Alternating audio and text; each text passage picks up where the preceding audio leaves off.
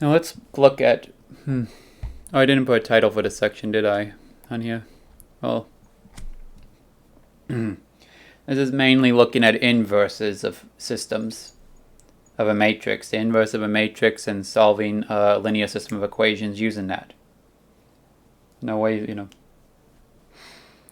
matrix form and the inverses, basically. So the matrix form of a linear system. So in exercises 1 and 3, write the given linear system in the matrix form A times x equals b. A times x equals b is the form of a matrix for it, so we'll see. We have 2 examples here. X minus y plus 3z equals 1, x minus z equals 0, and negative 2x plus y equals negative 1. Well, the matrix is just numbers like we've seen before in an augmented form. So 1, negative 1, 3, 1, 0, negative 1, and negative 2, 1, 0. From the a lack of a variable means just 0 is the coefficient in front. In A times x equals b, the b is just the right-hand side of the equal sign. So 1, 0, negative 1. And of course, that's when it's in standard form, so it's like that. Oh, and then you just do x, y, and z here because those are the variables, x, y, and z. So multiply, and that technically gives you the right-hand side matrix. That matrix multiplication will give it to you. Because you have 3 rows and 3 columns. So 3 columns, and it's times 3 rows, 1 column. So this 3 is equal to just, so you get 3 rows, 1 column.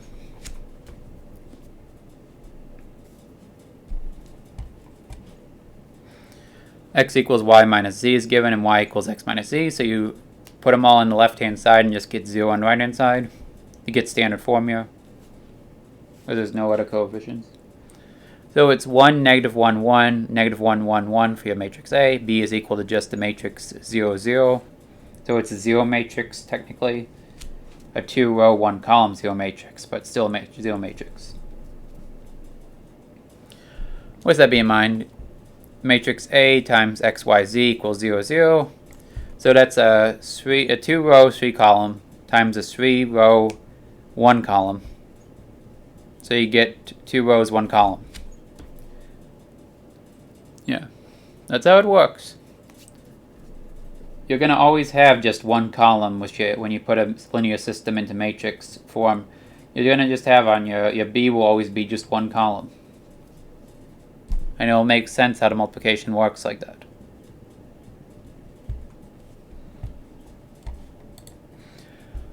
So verify that matrices A and B are inverses of each other.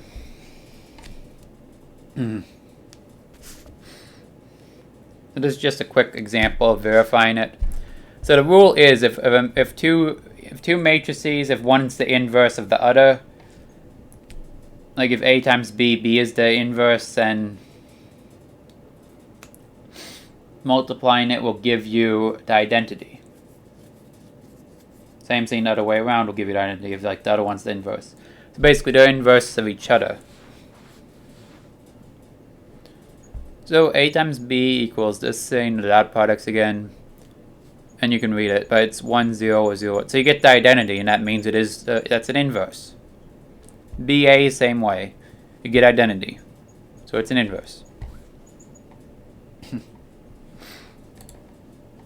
So we're going to do 2 more examples where we find it. This time we find the inverse. If it exists of the given matrix, if the matrix has no inverse, state this fact. So 2, 0, negative 3, 1. So we have A is 2, 0, negative 3, 1. And then you basically do an augmented matrix as identity matrix. 1, 0, 0, 1.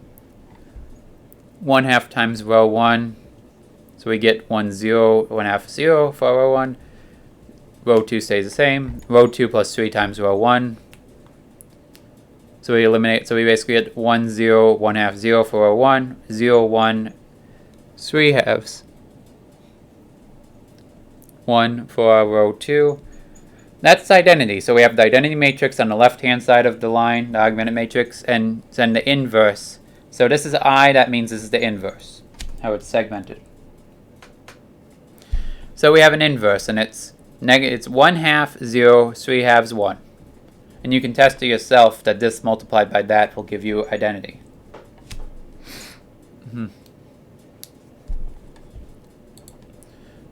In 15, we have this matrix, which is a 4 by 4. It's 1, 0, 1, 0, 0, 1, 0, 1, 0, 0, 1, 1, 1, 1, 0, 0. And you have to make a couple attempts to reduce this down as simply as possible, and it can be reduced a little bit at least. We start off with ai, and we try to get I a negative 1. So we do row 2 minus row 3, row 4 minus row 1. We do these two at once just to simplify it down. We get this matrix, which is all a mess. Yeah, that's the thing. You have to make sure you pay attention to every part of the row. So here we have 8 entries in each row. So you have to make sure you pay attention to that. Because stuff happens on everything's, it's one row. As you remember, it's from before.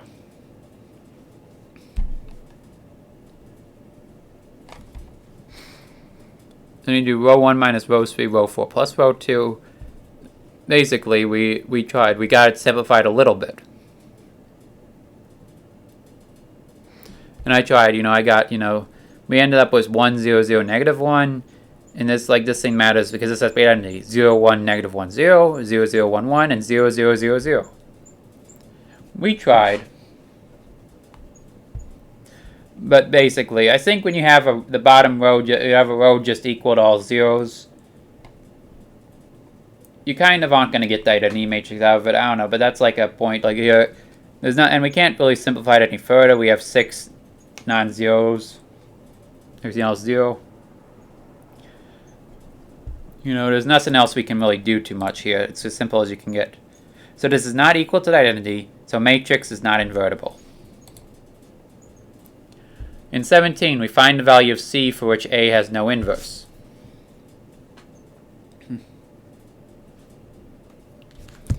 So if A equals 1, negative 2, 3C, we have 1, negative 2, 3C.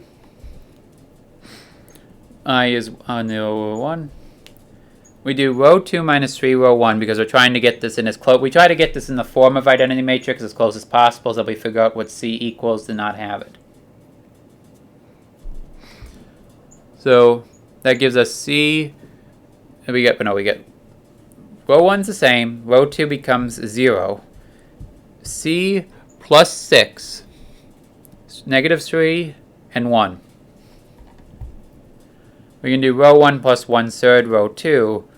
Then make it, we get negative 2 plus 1/3, C plus 2, and 0. And basically, it's simplifying it down. So basically, just as an extra thing, we did this. I don't think it's necessary to do it, but it does help get closer. So we simplify down just to 1, 1/3 C, 0, 1/3, 0 C plus 6, negative 3, 1.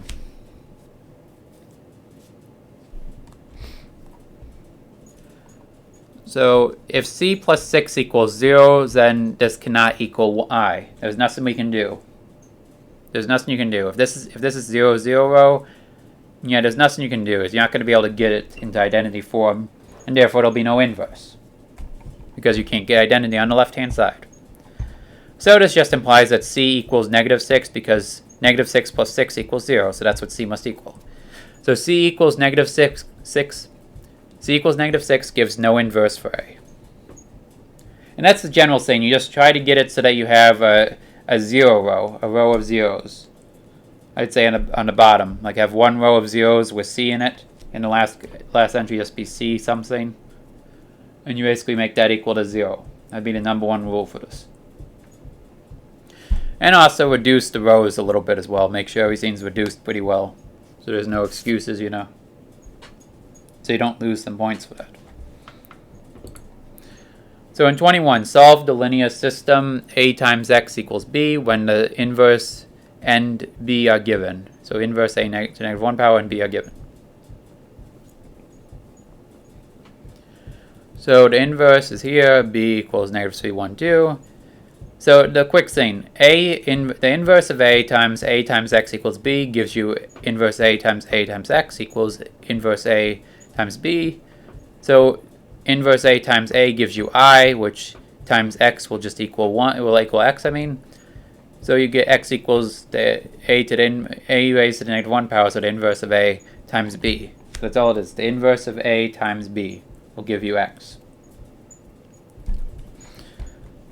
So you do that, it's just matrix multiplication, and we get x equals 7 halves, negative 3 halves, and negative 3 halves. So the solution is 7 halves, negative 3 halves, negative 3 halves. Yeah, just in solution form. And the last one is use the method of inverses if possible to solve the following system. X minus 3y plus 4z equals 4, 2x plus 2y equals 0, and y minus 2z equals 2. So matrix A is such. B equals 4, 0, 2 is given. So we have to find the inverse if it exists. Yeah, and it does in this case, but we do a lot of operations. So we set it up like normal with our augmented matrix. We do. So I did row 1 plus 3, row 3, row 2 minus 2 times row 3. I did this method mainly for one reason. Because it gets rid of a column. It gets rid of everything but one entry in this column, the second column. So we get 0, 0 here. And that way it's a lot easier to clear out columns. Because we want to get everything down to an identity matrix. If we can. Then everything else gets simplified as well. So row 2 minus 2 times row 1. This one clears out another entry, allows us to clear out one more entry before we do some more fixing. Now we have this thing, which if we do 1/8 times row 2 now, we just get 1, so 0, 0, 1. So that should be on the bottom of the matrix. So we swap row 2 and row 3, and we have a bottom. We have the bottom row already in identity format. And we just have to do a quick fix to get the rest of it. So that's why we can use this now just to fix this column. So row 1 plus 2 times row 3 and row 2 plus 2 times row 3. And you have to keep attention to all this. This right hand side is what your inverse will be.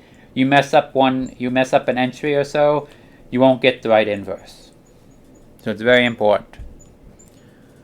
So you just get the identity matrix now. 1, 0, 0, 0, 1, 0, 0, 0, 1. So that's identity, so this is the inverse.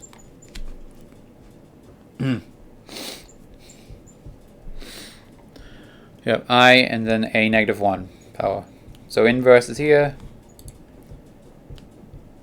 Just 1/2, 1/4, 1, negative 1/2, 1/4, negative 1, and negative 1/4, 1/8, negative 1.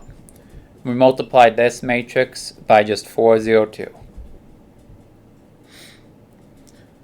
So we do the dot products. We eventually get 4, negative 4, we get the column vector, if you will, of 4, negative 4, negative 3. This is the solution. So x equals 4, y equals negative 4, and z equals negative 3, you could say. And you can just put it in this format. Solution is 4, negative 4, negative 3. That's an easily read format. So 4, negative 4, negative 3. So x equals 4, y equals negative 4, and z equals negative 3 is understood from this. And if you check, that'll give you the right. It'll solve the equation, set it up right.